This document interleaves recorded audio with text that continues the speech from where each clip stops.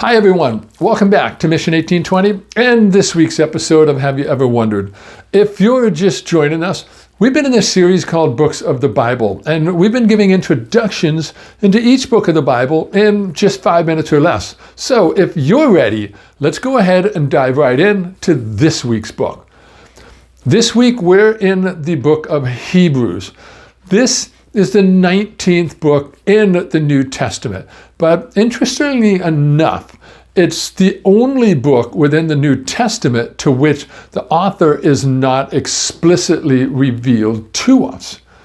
However, over the years, then there's been no shortage of suggestions concerning who the author might have been.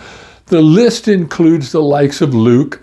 You've got Priscilla and Aquila, Clement of Rome, and Philip. Some even think that Paul wrote the book. But at the end of the day, only God knows who actually did write the book. As for the date of the writing, the strongly Jewish character of the letter to the Hebrews, that helps us narrow it down just a little bit. So the date of composition most likely falls between AD 64 through AD 70, and possibly might have also been written in Rome. The book of Hebrews is a letter that was written to show how Jesus Christ had replaced Judaism as God's perfect revelation of himself. And the book actually begins with an amazing tribute to the person of Christ.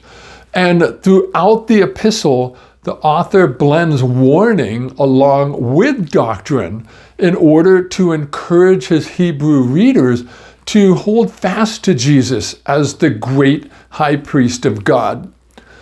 Now, as for the book, it has 13 chapters and it's divided into 3 parts. Part 1 is the superiority of Christ's person. This is found in chapter 1 through chapter 4, verse 13. Part 2 is the superiority of Christ's work. This is in chapter 4, verse 14 through chapter 10, verse 18. And then part 3 is the superiority of the Christian's walk of faith. This is in chapter 10, verse 19 through chapter 13. Now, in a spirit similar to Stephen's defense before the Jewish Sanhedrin, that's in Acts 7, Hebrews sets out to show that Christianity is superior to Judaism because of the person of Jesus Christ, who is the Son of God and the author of salvation. You know, throughout its pages, Hebrews makes clear that Jesus Christ exceeds all other people, all other pursuits, objects, or even the hopes of human beings offer their allegiance to. Hebrews explains Jesus as better than the angels, as better as bringing better lives to humanity through salvation, as providing a better inheritance in heaven for those who place their faith in him. You see, the backbone of Hebrews is the finality of Christ for salvation, and this wonderful truth is no less urgent for us today than it was for the original readers of Hebrews. Hebrews reminds us that Jesus is the same yesterday, today, and forever. And because of his perfect sacrifice of himself, he's still the only mediator between us and God. And only Jesus is the true author of our salvation. So, can we really apply the book of Hebrews to our own lives today?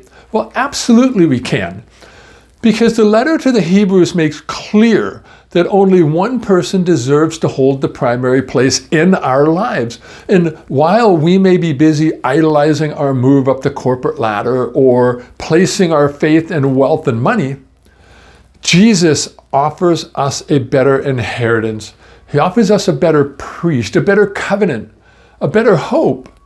He offers us a better sacrifice.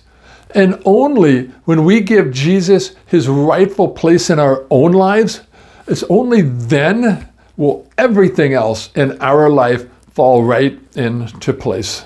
So with that, I hope that this message is going to help get you started in the book of Hebrews. So God bless, and thanks for watching.